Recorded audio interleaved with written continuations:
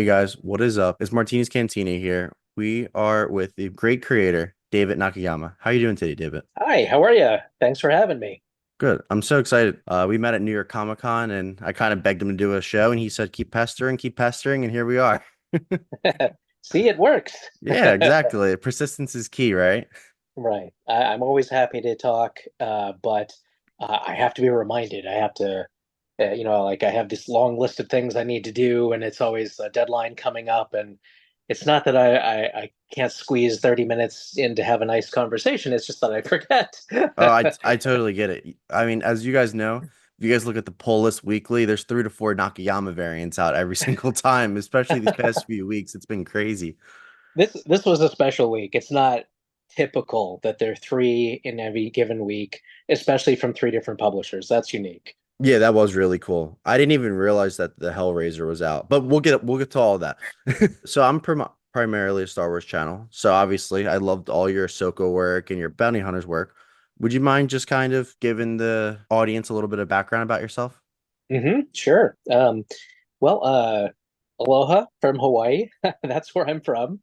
Uh, I am probably best known for cover art, including some Star Wars, fair amount of Star Wars over the years. Um, but mostly Marvel and recently a lot of DC. When I was a kid, I really liked both, and my dream was to be Jim Lee someday, work on Marvel and DC projects. And now I'm in my 40s, and it's finally happening. The dream is coming true. I exactly where I wanted to be when I was a little kid, so really grateful for that. And if you're on social media or if you see me at a comic show, I thank people for every single thing they buy because it's been a long road, and I know it. These things don't happen without the fans' support. So, just here to show some gratitude. Thank you for supporting my work. Well, we all appreciate that. So you have a very unique style, and I feel Thanks. like it's great on covers and stuff. Have you ever thought about doing like interiors, anything, or like on a current run now? Like, is there something that you definitely want to get back into? I feel like recently it's been a lot more of just Mhm. covers and exclusives and stuff. Yep. Well, at the beginning of my career, I was solely doing interior comics. That's all I ever wanted to be when I was a kid. I just wanted to be, like I said, Jim Lee, Mhm. and he was a penciler. So all I ever wanted to be was a penciler. And I did, I did a whole year of City of Heroes for Top Cow back when that game was going strong. I did an entire year of Hulk comics for Marvel under their All Ages Marvel Adventures brand. And then I did Big Hero 6 for 5 issues. That was my last interior project before some big career changes. But the point is, I did a lot of interior work early on, and I learned what was good and what was bad about that for me. So after disappearing for this sort of second career in video games, Yeah. I learned how to color. I learned how to make all sorts of different styles. I wasn't expecting to do that, but once I'd done it, I realized that I could solve all my own frustrations in art, which is the handoff process. Never really worked out for me as well as I would like. I definitely had some great collaborators, but I also had some terrible collaborators. Mm. And it's really disheartening when you've worked an entire month out of a comic and then it comes out and you're not even either proud of or even recognize your own work, if you know what I mean. Yeah, That was absolutely. very, very frustrating to me. And when I came out of games, uh, it's a little more complicated that, but there's an overlap between the two. But uh, coming out of the coming with the knowledge that I gained from games, I realized that I could do the whole artwork soup to nuts myself and feel really good about it at the end of the day. And I've kind of never looked back because it just clicked. Something really felt right about being able to put that level of detail into an image and tell a story, in a cover format. And I've really, really enjoyed that process ever since. And it's really hard to imagine going back to the frustration I used to feel. On the other hand, uh, I have this idea in my head for a book I would love to do myself one day if the covers ever die down. I gotcha. Which Hmm. it seems like for all these runs right now, it might be a while. I mean, you got all the Harley Quinns coming out, Wonder Woman, all the unknown comic exclusives, which those all being really cool. I know a lot of people. It's an embarrassment of riches, and as long as it's fun, as long as like I'm just being creatively fulfilled at this level, it's really hard to not want to do it, you Hmm. know? Yeah. Um, but you Or know, step away to do like step away to do your own book, and then you're like, wow, I'm really missing out on doing all these covers that have just been absolutely killing it and killing it. that I can see that's the that too. hard part, right? Like what it comes down to is, your inbox has what it has, in a given month. And right now, I'm just so lucky that, people want to work with me and they're offering so many things that I've always wanted to do since I was a kid. So beside the stuff you mentioned, Skybound recently brought up the possibility of Transformers, right? Like I've been a giant Transformers fan since I was a little kid. It was the Mhm. thing I had the most toys of. I can't say no. I just can't. Yeah, Like, there's no way 13-year-old David would ever allow me to say no to that. So until that isn't the case, it's hard to imagine stepping away. I completely understand that. Do you feel like growing up in Hawaii? I mean, being a comic book kind of creator, artist, I feel like that's such a unique job in general. Do you feel like growing up in Hawaii, it's a little bit harder? I mean, you're not really, I don't want to say as connected, but you have to spend a lot of money to get over to like the big cons and to meet all these different people at these different conventions. I'm talking about like when you first started. Yeah. Did you feel like it was a lot harder to get into the industry or? Well, I'm old enough to remember what it was like. Back before the internet was a big thing, we had to take paper portfolios to conventions, and that was really the only way to get work. You know what I'm saying? Like Yeah. there would be editors that come to the shows, and they still do this. But at the time, that was your only shot. You had to show up with all your stuff printed out and beautifully laid out in a paper portfolio. You prayed that you'd get a shot to show your stuff to these editors who were the only way to get work. And I did that because I was committed and I was going to do whatever it took to go. So I would go to comic conventions on my own, with my portfolio and try to get that to happen. And that isn't ultimately how I actually got a job, come to think of it. So I guess it didn't work. But these days are different. It's more about putting out your shingle on social media Yeah. and be good enough to compete with other artists and grab the eyeballs and get people's attention that way. But things have really changed. How'd you land your Um, first job then if it wasn't with hmm. conventions?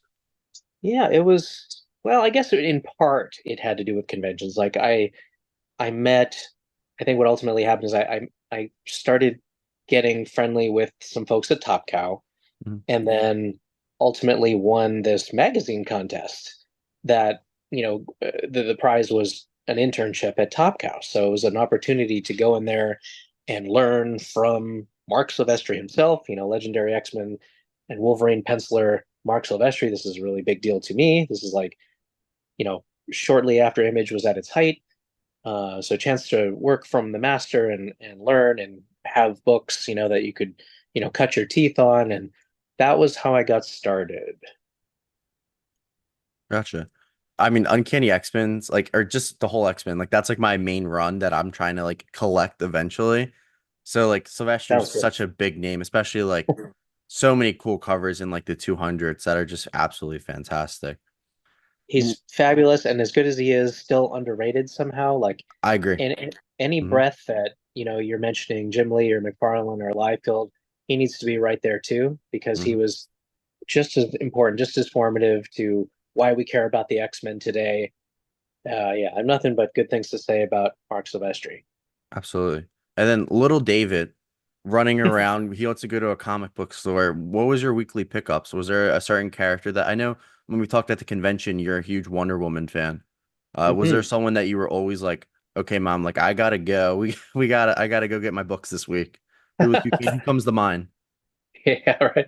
Well, when I was younger, we didn't have that much like, cash to burn, me and my brother. We were interested in comics as a lot of, guys our age were at the time. And we'd go into the comic store and we would pool what money we had and made a pact with each other, like, okay, I'll buy this and you buy that, and together we'll be able to double what we're reading. Hmm. And like I when I first walked into a comic store, I guess I didn't really know what I liked, like I had some inkling that X-Men was cool, so I certainly was buying that. And I think the Superman Doomsday was kicking off around that time. A lot of these big things that were happening in the 90s were happening just as I was coming of age as a reader in comics. And so I was there for all of that. Image was a huge thing, and Wonder Woman came around much later. That was when I was in college, and I'm sorry, Adam Hughes was doing the covers for it on this legendary extended run that he had, like the greatest of all time. And I was buying it mainly for the covers, but I actually started really enjoying reading it. So I Mhm. kind of became a huge Wonder Woman fan at that point, and it went into my brain that, bucket list, I would love to work on Wonder Woman one day. And now here we are with the first issue finally on stands. Can you believe So it? yeah, this first one, the one that came out right before the show, New York, that was your first ever Wonder Woman cover, right? That's the one. Yeah. That's the one. That was, You have well, two more coming out, right? yes. Let me take that back. So Yeah, go I for had it. I had been asked to draw like one-off Wonder Woman covers. Hmm. So that foil black and gold that you saw, that was technically my first Wonder Woman cover. And Sure. then I did a Yeah. few one-offs here and there. And then what came out the other week was Wonder Woman 14, which is the beginning of our new run for DC's all-in, Yeah. line. That to me is like the special, okay, we're gonna get this started. It's a real run and it starts right here. Absolutely. I mean, I love the covers. I love the yellow one that's coming out. I mean, I think they're all great, honestly. Just like the colors, and you're a big background guy, which like they're kind of like simpler backgrounds, but they really click with the outfit and the costume that they have on anyway. So I really do like that. Thank Like you. I know like the Psylocke cover, just like even though it's just more of like a color gradient, like it just looks great. I mean, Thank you. so out of your recent books that coming out, what's been one that I know you're posting on social media that you love that G.I. Joe book that came out, which I do too, the 1 in 10 variant. What's one that really has been popping out to you recently that you're like, wow, I'm really proud of this work? Oh boy. Probably a tough question.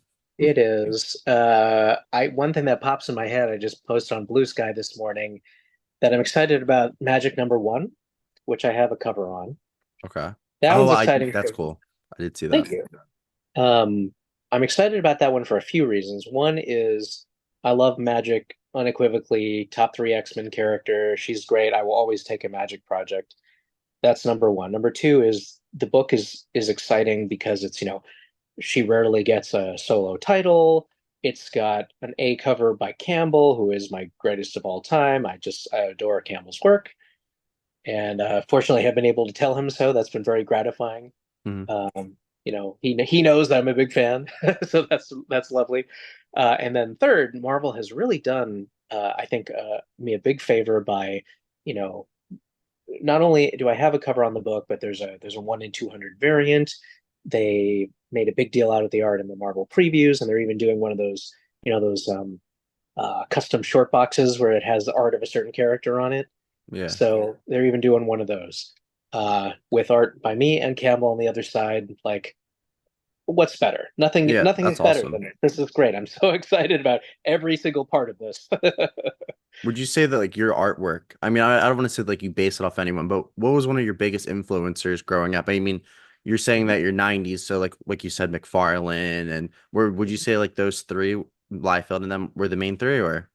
At first, yeah, like when me and all my, art inclined friends were drawing, we were just straight up copying, the crosshatch style at the time. So it was, just terrible riffs on Jim Lee, Todd McFarlane, Rob Liefeld. That's what you did when you were in high school at my age.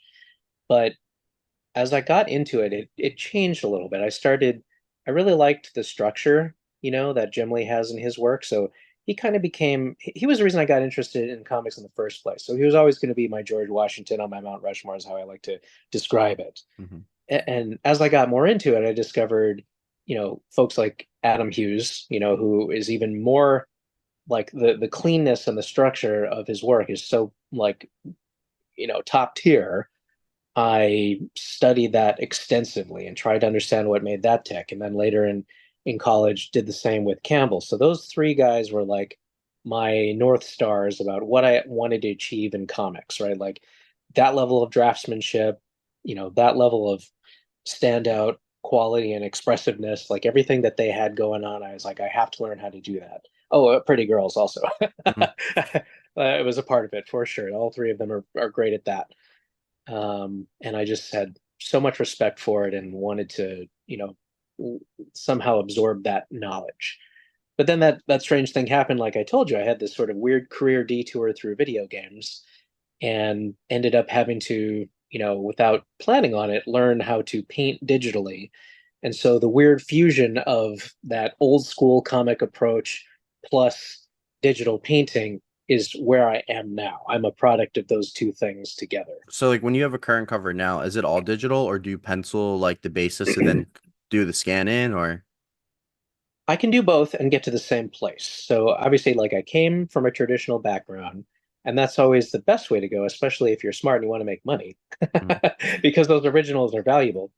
But the problem I have often is that my deadlines are every 2 to 3 days. I have to turn in something new, and I don't have the luxury of taking my time and making a paper thing all the time. So when I'm pushed, I can just get there digitally faster. mm. But when I have the extra time, it's absolutely better to do the work by hand at first and then scan it in and do the final polish digitally.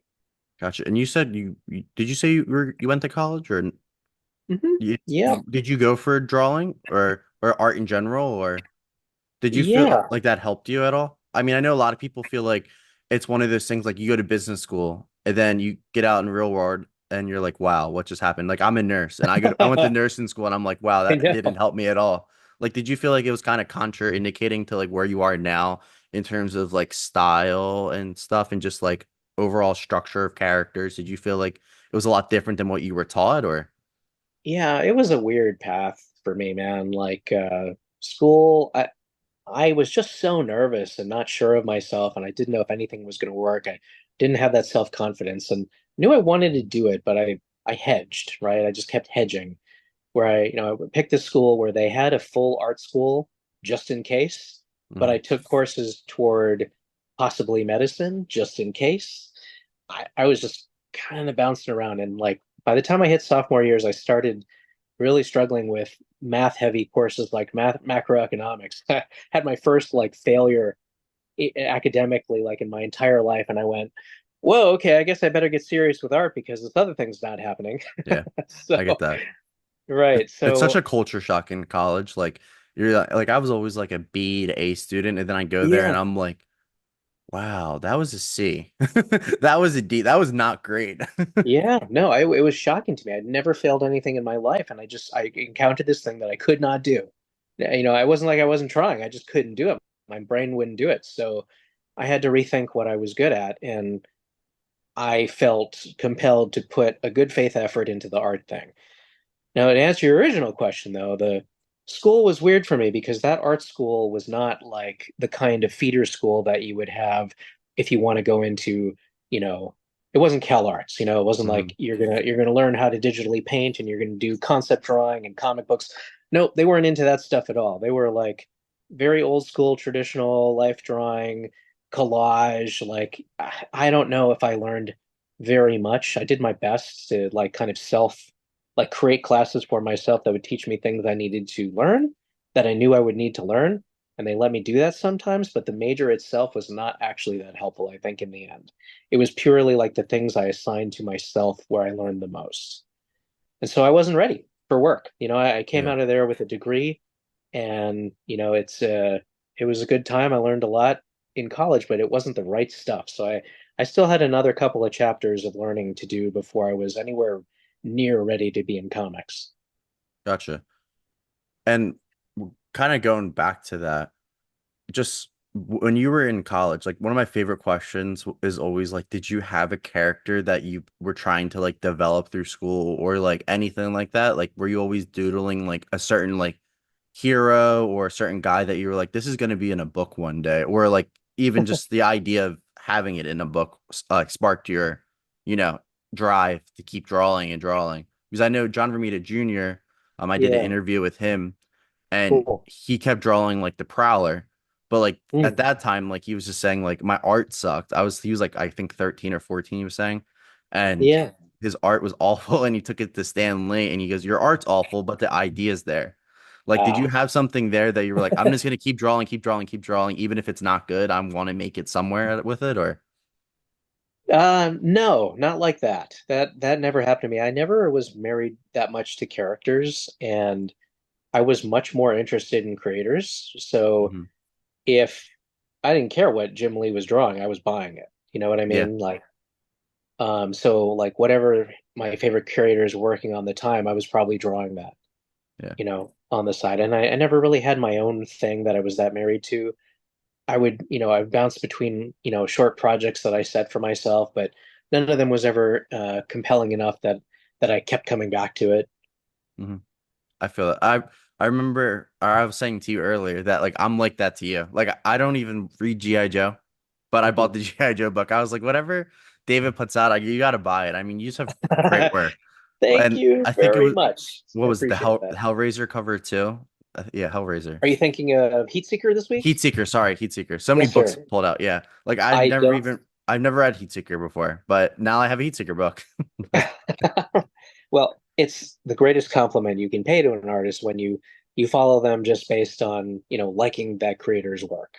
mhm. Um, no matter what I'm working on, I hope my flair on it and show my excitement about it. I have the luxury these days of not taking on things that I'm not personally interested in. So no matter what it is, I have some kind of compelling driving reason why I'm doing that thing.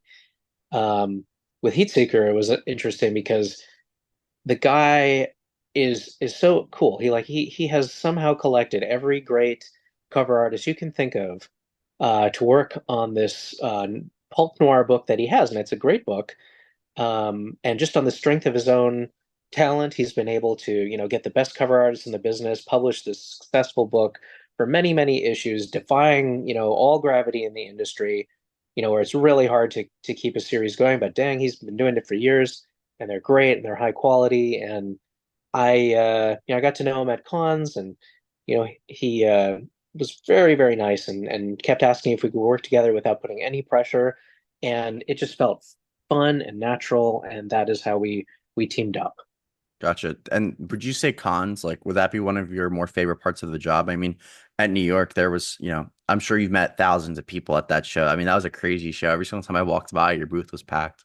Would you say Oh, that's one of your, do you enjoy, I feel like that's so stressful, but it's it is, and yet it's like the best thing ever. It's such a strange thing. We work ourselves to the bone, to exhaustion. Like we I talked to my partner at the booth, Mike. Maybe you met Mike, but mhm. he does the same. And I always tell him you should go take breaks. You should have a meal. You should, go walk around, have fun. Nope, he doesn't do it. He's committed in the same weird way that I feel committed. Like I'm there. I came all this way to meet people and to sign their books and be there for the people. I don't, like you said, I'm coming from Hawaii. It's not every day that I get out to these things. It's more like six Yeah, times a year. So I guess I try to make the most of it, and I feel obligated, not in a bad way, like in a good way. Like that's what I'm there for, so I'm going to do it. But you lose all sense of time. The whole weekend goes by in a blink of an eye. And it's the hardest work you'll ever do, but it's satisfying and it's fun and it's really great to meet people like yourself in person, face to face, and talk comics. Like, what's better than that? That's like those are your best days. Like, despite yeah, how hard it is, how much work it is. absolutely. What is your favorite con to attend? Do you have one that like really speaks out to you? Well, over the years, me and Unknown Comics have been teamed up, really great partners for each other for the last 4 years or so, and we've really gotten into a nice groove with New York, with MegaCon, uh, increasingly San Diego has been like popping for us. Those three shows, and C2E2, I would put in there too. Those four shows, we go and it's incredibly busy. Like there's not a moment wasted to the point where I have to give up on the idea of drawing because Hmm. there is no time. Yeah, Like I can do little remarks and stuff, but the notion of, sitting down and doing commission, having the hours to do that, it's just not possible anymore. And that's a good problem to have. Um, but it is it's a thing you got to work around.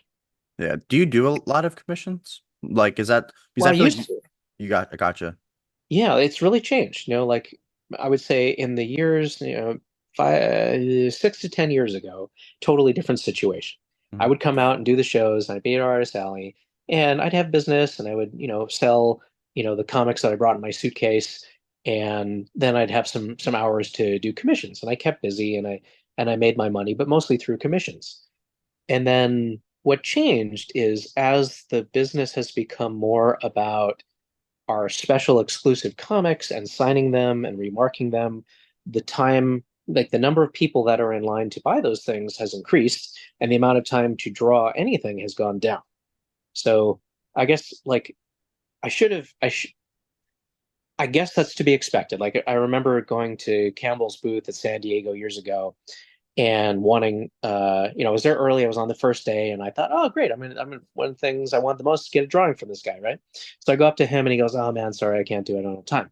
And at the time I couldn't really understand. I was sad and disappointed and I really wanted to get this drawing from my favorite artist, right? Mhm. But now I understand.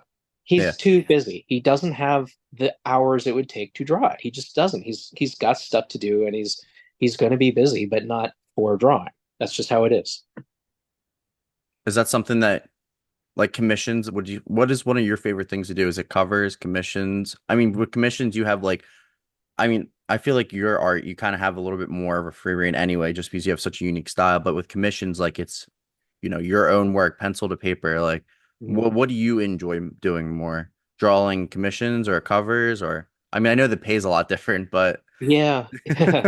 It's hard to beat commission pay, that's for sure. That's the one best thing about it. But I guess I am comfortable with the way things are right now because I realize like I have realized that art is kind of like a performance, right? Like it's a just like you're playing music in front of an audience or something like that. It's very much like that. You make this art and you want to share the performance with the most people possible, right? Mhm. So when we go to a New York Comic Con and we see the large crowds of people, and we get to interact with them and make so many people happy, that feels better to me. That's better for my soul than making one guy happy Mhm. and pocketing money. Yeah, Do you know what I mean? Like I think absolutely. I am happier when the work gets to more people. So like also in the same by the same token, I'm happier when my cover is an open order cover or an A cover that's 3.99 and everyone can get it easily than if it's it's a 1 in 250 cover or there's 35 copies printed. I'm falling out of love with doing covers where I know it's going to be, you know, limited to 1 in 50. That makes me not want Yeah. to do it because And it it's makes, $50 at a store minimum. And a lot of yeah, people don't want to spend that because they already have 10 other no, books that they're gonna get. I totally get it. totally. Right. It's just making the minimum number of people happy. And I don't even like it's not is it going to make me that much more money? No, not really. So what is the driver for Yeah. that? No, It's I good for totally the get that. store and nobody else. Yeah, I totally get that. What is there anything that's coming out that you're really excited that it's coming out? Like, I mean, what's one cover that you're really excited that wow, this is Wednesday, like this is hitting the shelves. Well, the Magic #1 is a big one for me. The two main series that I have are really big in my heart and are important to me. That's Wonder Woman and Harley. Hmm. So both of those first issues have dropped, but the second issues are imminent. I know that because the comps just showed them up in my mailbox today. So that's like it's a 1 week warning sign, I think, usually. Yeah, So I can't remember. I think it's Wonder Woman 15 and Harley like 7 or 47. 8. Yeah, I think It's one so. of one of Yeah. those. Those are coming. And I guess the other one I'm excited about is we talked about Transformers and how important that was to me, but my first Transformers cover is a reprint of Transformers #1, which is a fabulous new series. I know a lot of people are enjoying that right now, but it's a 10th printing, gold, golden anniversary for that comic.